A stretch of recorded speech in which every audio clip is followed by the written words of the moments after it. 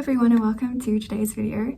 Today I'm going to be filming another podcast episode and I haven't filmed one in about 2 months, but I don't have loads of progress to share. I've made quite some progress on whips, but I don't actually have any finished objects.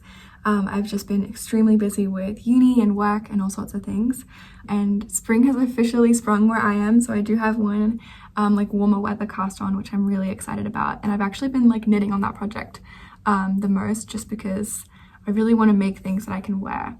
So my goal for the next couple of weeks is really to finish my winter whips so I can go all in for spring and summer. But yeah, let's just get into it. I think I'll start with my winter projects.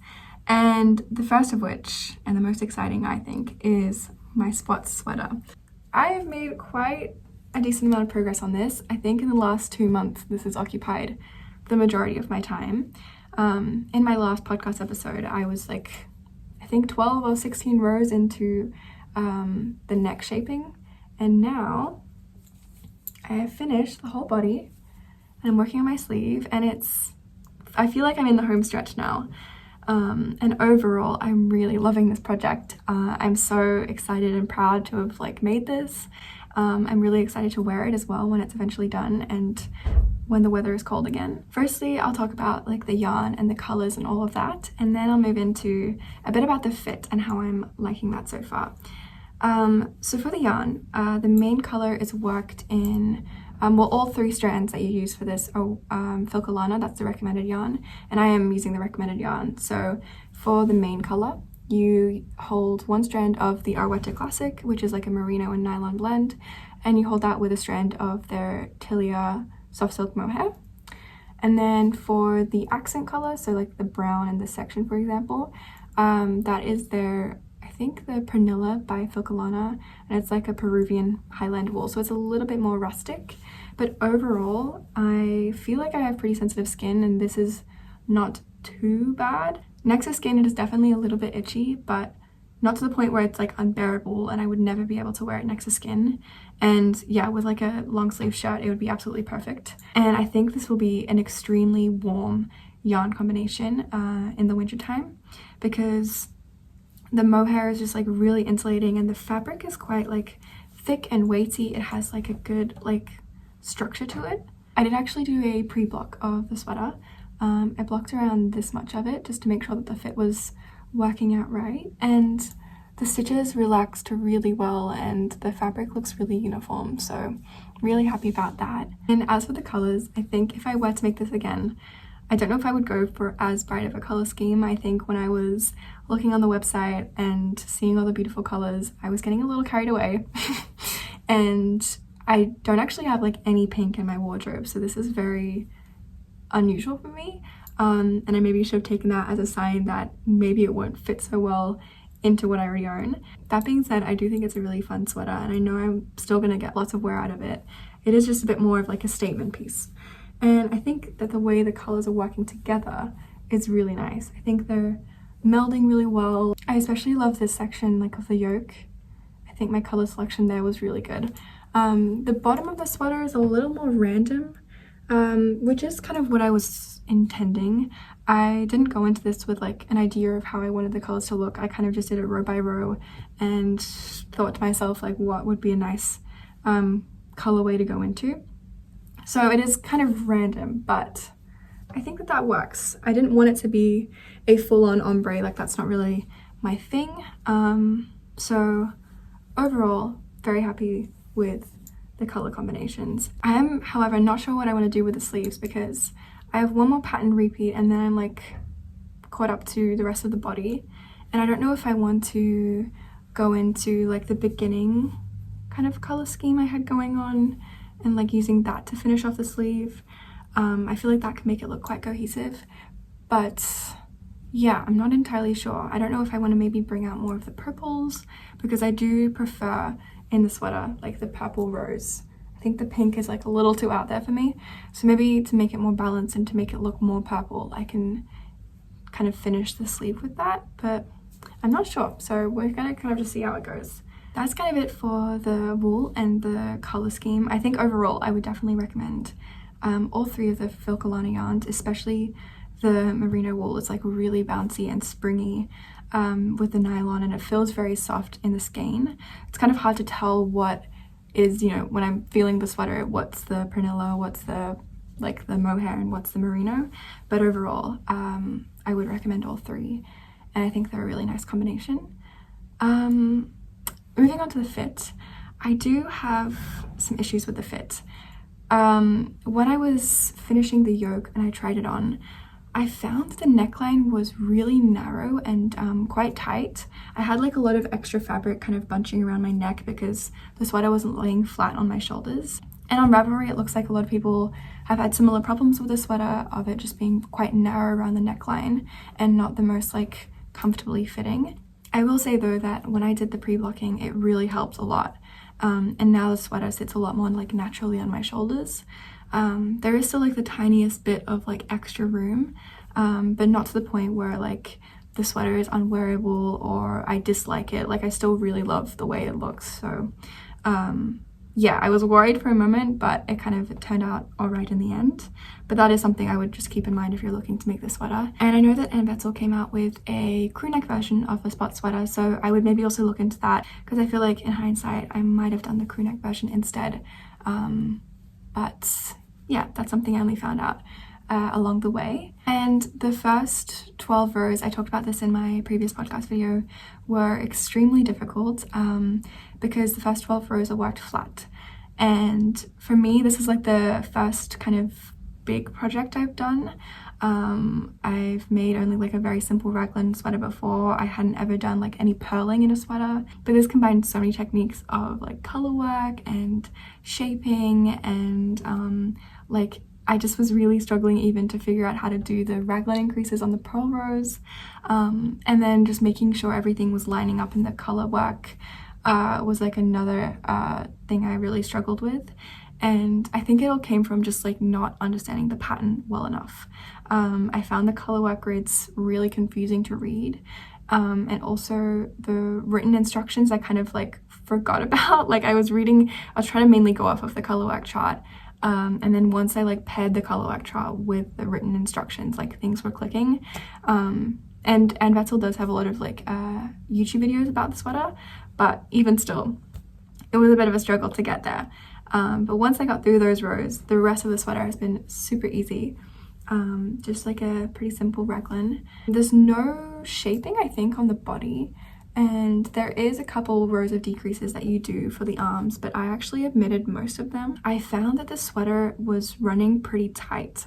I'm knitting the smaller size for reference, and I can't remember actually now if the pattern is intended to be worn with any positive ease, but for me it's like pretty slim fitting, and I usually tend to wear sweaters that are a bit more oversized, so that was kind of like a, yeah, if the sweater is like supposed to be slim fitting with no positive ease, I probably should have sized up, but that's on me for not reading the instructions closely enough.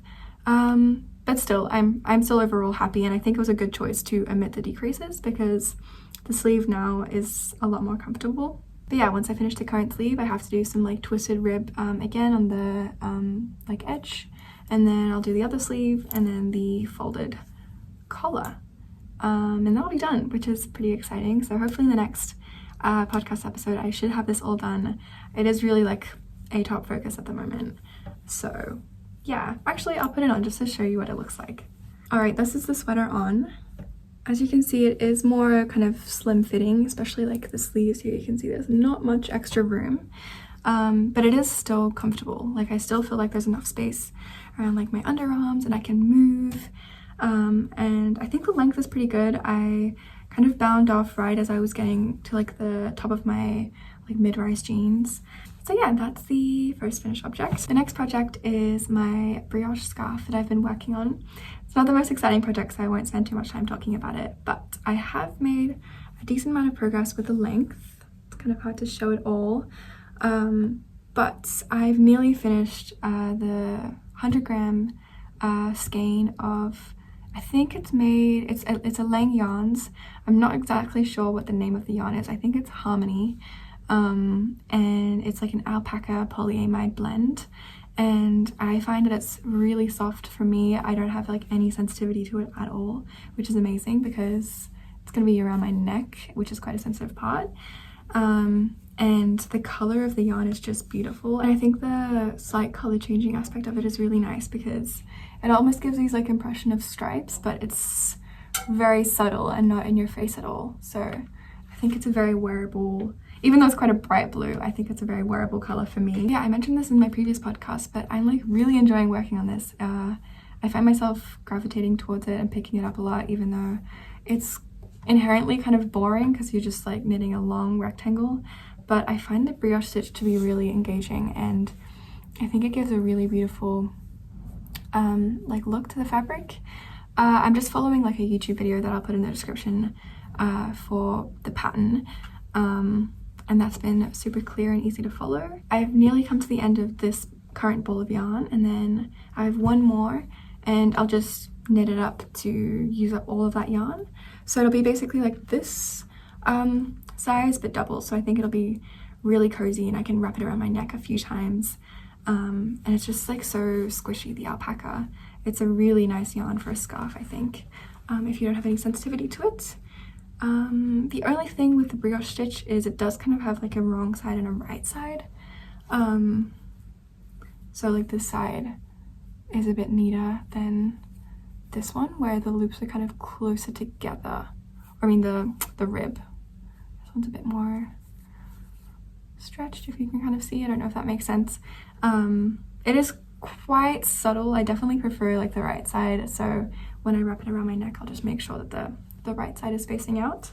Something interesting about the yarn is that there are these like subtle little pink flecks, like in this stripe here it almost looks like there's a pinky undertone. I don't know if that's really showing up on camera, but I think it gives a really nice like dimension to the fabric as well. So yeah, that's kind of all to talk about with this project. But yeah, chugging along, getting through it. I'm excited to wear this in the winter as well. Moving on to my only spring cast on. This is my Ophelia tank and top by Starcross Knits. I mentioned this in my spring knitting plans and I've made a bit of progress since then.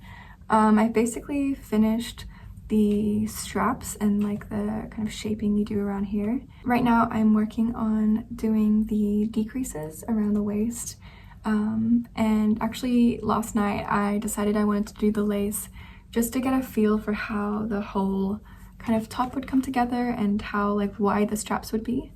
So I did that yesterday. It took me 3 tries to get the lace right. It just, for some reason, that was a bit of a learning curve. I think just because you have to follow the like pattern so exactly, because if you mess up or you do a yarn over in the wrong place, for example, then everything kind of looks a little funky. So yeah, it took me a couple of tries to get it perfect, but it now is looking the way it's supposed to. It's the English mesh lace stitch, I want to say, and I think it's really, really beautiful. I love the way it looks. And overall, I'm really liking the way this top is looking. It's kind of difficult to show what it looks like on, because on this becomes a lot more flat and it doesn't kind of roll out the way it is now. Also, I've yet to join the lace edges because these are supposed to be attached to one another, so there's no kind of gap. Firstly, about the pattern, it is extremely well written and clear. There's links to basically every single complicated step, so like the German short rows or the English lace mesh stitch.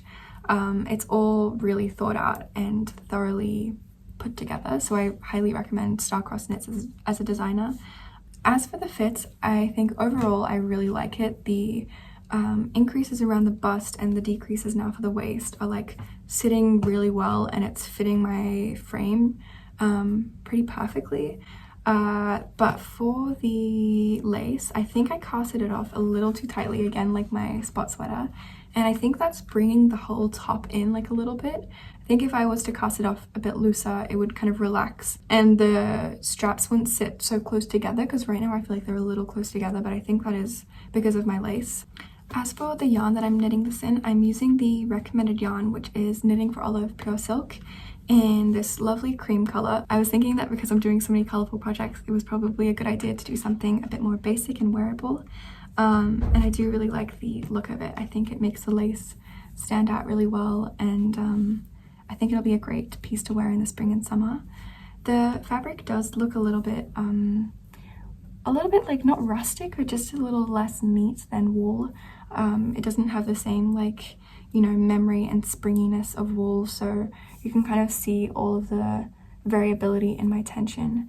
But I feel like overall it still is a nice look, especially on, I feel like it's not like very noticeable and has like a nice kind of, yeah, like worn look to it, but in a good way, if that makes sense.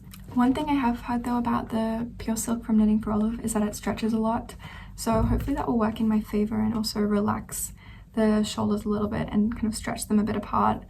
So I'm not too worried about that, and I also don't mind if this gets a little bit like bigger and has a bit more positive ease and stretch to it. But yeah, that's actually it for today. I don't have any more projects to talk about. But yeah, my goal for the next couple of weeks is to really finish these projects, especially my spot sweater, so I can free up a bit more space to work on other projects and cast some things on for the spring and summer. But yeah, thank you so much for watching. I hope you enjoyed, and I'll see you next time.